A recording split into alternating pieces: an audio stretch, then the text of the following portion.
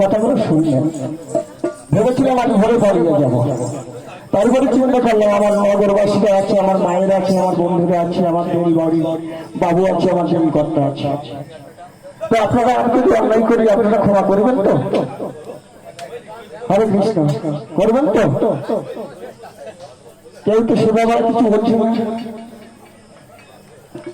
অন্যায়টা কি করেছে সেটা শুনে না, তারপরে আপনাদের ভালো লাগলে ক্ষমা করবেন। আমি অনেক ছোটবেলা একটা ভালোবাসা করেছি, ভুলেও গিয়েছি, নিজের সংসার ধর্ম করেছি, এখন 60 বছর বয়স চলছে। কালকের বেলায় দেখা গেল সেই ভদ্রমহিলা ছিল, ওই যে তোমাকে এতদিন খুঁজে পাইনি, এখন তো পেয়েছি। আমি বললাম দেখো আমার সংসার ধর্ম হয়ে গেছে।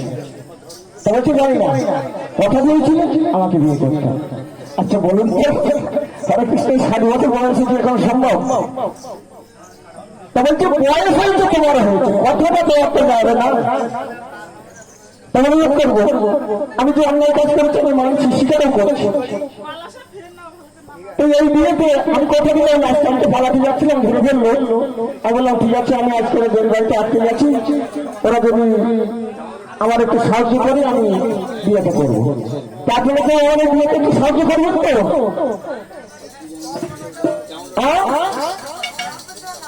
হরে কৃষ্ণ, বুঝতে পারি আজকে দিদিরা কেউ করবেন তো? ভালো, তাহলে আমি আমার বিয়ে করতে চলেছি।